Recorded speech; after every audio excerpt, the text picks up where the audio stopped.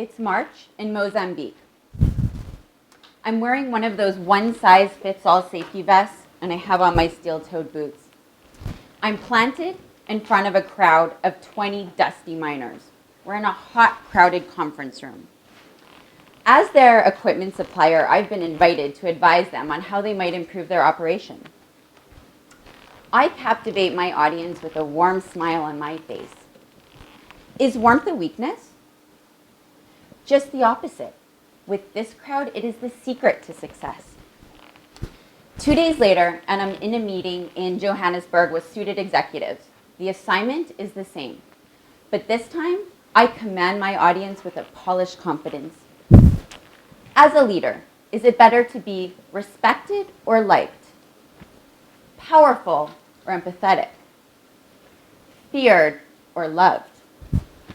In the year 1513, Machiavelli advocated for fear over love.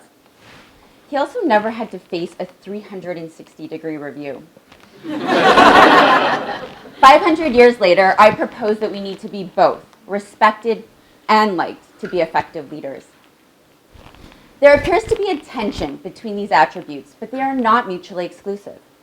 Strength and warmth exist on a continuum. In both of the cases that I described, I was acting within the realm of my authentic self. By knowing my audience, I could fluidly move along the continuum to a place that allowed me to be influential. But why these two qualities, strength and warmth, anyway? They are the two most important traits in influencing your audience. In fact, the field of psychology credits over 90% of the positive and negative impressions we form about others back to strength and warmth. Strength is confidence, credibility. Warmth, approachability, kindness. When we judge someone, these are the qualities that we are looking at.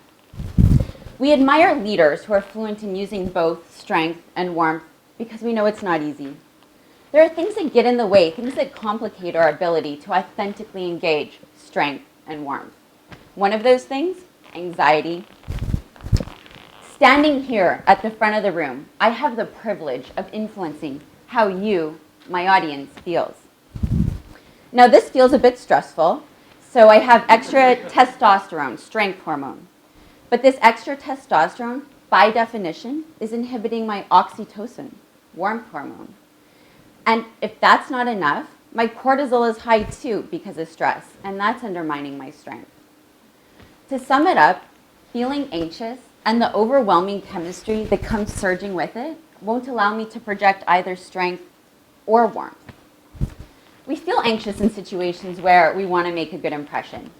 What we need to do, though, is learn to manage our anxiety. Your best bet the next time you're in a stressful situation like this, work with the chemistry. Breathe and smile. Both taking a deep breath and smiling will help clear up your cortisol levels. We need to manage anxiety to use the strength-warmth continuum in the first place. But once we have that under control, how can we make our continuum as ample as possible? Well, we need to extend ourselves to cultivate the maximum amount of strength and warmth as authentically possible. My career has been at a mature company. So mature, in fact, that it will be celebrating 90 years next month. And in my rather large division, about 4,000 people, I was the first woman to go to the field and work in sales. And the only reason that I survived that assignment is because I learned how to balance strength and warmth and to dial up both to the maximum that I could while still authentically being myself. It all started when I chose mining engineering on my university application. Who does that? Well, not very many 17-year-old girls. Female enrollment runs at just under 12%. I noticed, but it didn't bother me. My small supportive cohort formed a comfortable environment. I felt like I belonged. I felt completely free to be myself. And it turns out the time I spent in that space was really important to developing my confidence. When I graduated from university, the prospect of working in a male-dominated field, well, I didn't see it as an issue at all. I went on to work in mining machine sales in South America. Think bright yellow truck the size of a 2-story house that costs $6 million. If you're thinking that the space is short on female role models, it is. In fact, when my company offered me the position, my boss shared with me that not everybody supported my promotion. Many didn't believe that as a woman, I could be successful in that environment. I felt completely betrayed. I thought about all the chatter that was going on around me, about me, and I let my confidence get displaced by self-doubt. But as I started to organize my move from Miami to Sao Paulo, I started to change. I made the intentional decision to represent myself with all of the confidence and competence that I had. And it was essential to control for biases like being a woman, which was articulated ever so clearly to me. But also for other biases that I hadn't thought about, like being a foreigner or not having field experience. And one that probably all of us have faced, being the youngest person in the room.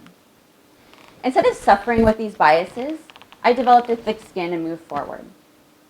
At the same time, though, I found a great niche for myself, using warmth to its fullest potential in an aggressive, competitive environment.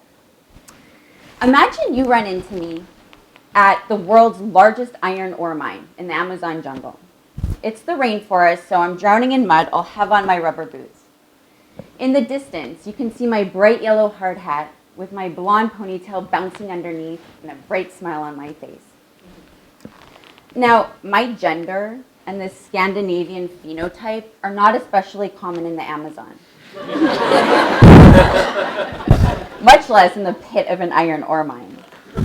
I had the great opportunity to play against type.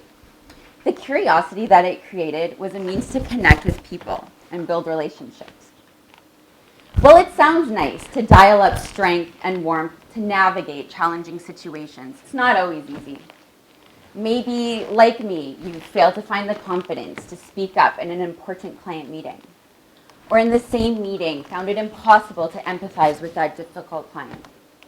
If you find yourself missing one or the other, remember that they are not mutually exclusive. When you feel composed and in control, you can project comfort and warmth. After all, the overarching objective as a leader is not to simply control your audience or to make them feel good, but to influence them. By managing our anxiety, we've cleared the first hurdle to using the strength-warmth continuum. From there, we can work on making it as ample as possible by maximizing the amount of strength and warmth that we show. The next time you walk into a room, whether you're facing dusty coal miners, suited executives, or something else entirely, ask yourself the question, how will I balance strength and warmth? Thank you.